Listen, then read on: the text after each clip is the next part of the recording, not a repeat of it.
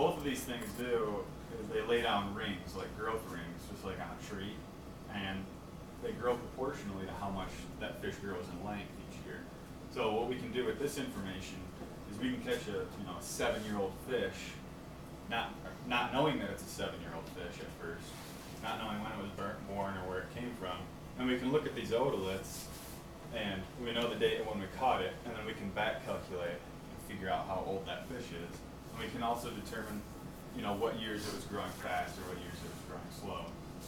And otoliths look a little bit better than the scales. Scales can be kind of tricky, as you can see. The different markings are pretty hard to see on the scale there. But I don't know if you guys can see the otoliths there. But we also have an otolith somewhere here for you guys to look at as well. And this is just kind of a graphical explanation of the way it works. So catch a fish in 2010.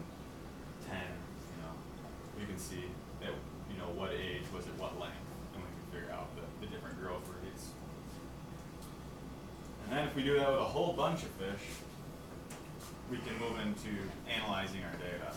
Okay, so far I've gone through the observations, the experiments, or setting up the hypothesis, doing an experiment, and then we get to the point where we analyze data, which is still kind of part of the experiment. And with this graph on the lower right here is it's basically this graph. See how this is all just one fish? It's basically this graph with a whole bunch of fish, with hundreds of fish. And so going back to the question of looking at the two different strains of Lahontan cutthroat trout and trying to figure out which ones are growing faster, we can plot the different fish in different colors, and then we can use different equations and statistics to kind of plot best fit lines to those growth rates. And we can then determine which fish are growing faster, which fish are getting to, say 200 millimeters earlier in life. And that's just a big part of the whole process of ecology.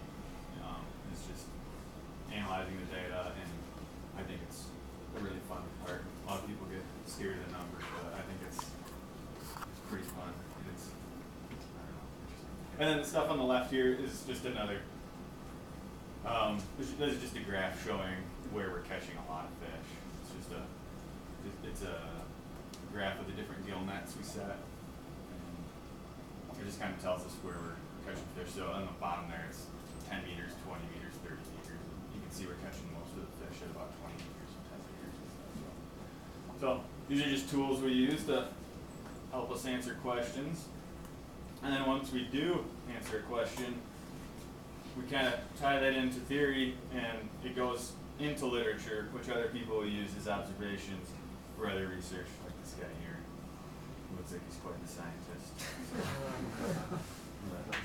Yeah, I think that's it. Yeah, so if you guys have any questions, or we can kind of mill around and start looking at stuff if you don't. But. Anybody have any questions for Nick about the project? He gave you just one component of a very large project because it was a nice package. But how many different strains of Lahontan are in Pyramid? Well, there's I guess 2 right now. Yeah. almost 3. Yeah. Yeah. It's messy in places. Is it difficult to differentiate between the 2 strains, 3 strains? Genetically, it hopefully won't be. I don't think it will be. Like visually, I can't tell the difference. Like if I catch a fish, I can't tell which one it is. But maybe I haven't seen enough of them. But they're quite variable even within strains. I mean, you can catch fish that are, all silvery, like the guy on the right, and you can catch them where they have way more colors than the one on the left. And it also depends on the season. In the fall, when they have spawning colors, a lot of them turn really red. And we even caught a few that were real silvery, like this one on the right, but then had like these bright red fins on them.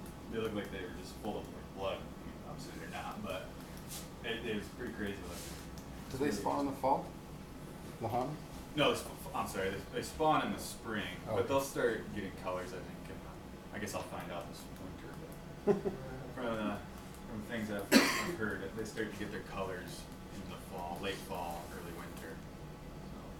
For the anglers in the room, it's a really, really unusual situation that I don't know if people have heard about how they fish for them there, but they take ladders, a construction ladder, out into the water so that they and get farther out, and then they fly fish off the top of the ladder in the lake.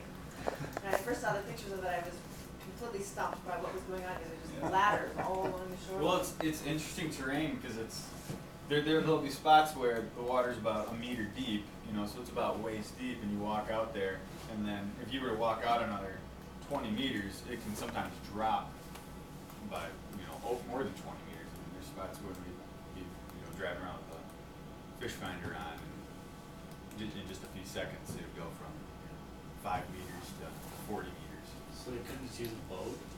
With that? They couldn't Oh, just people use a do boat, fish they from need a boat. ladders. No, well, people fish from a boat. But I'm saying with that drop off, it's easy to go stand at the edge and still catch fish because these fish are all coming to that fish.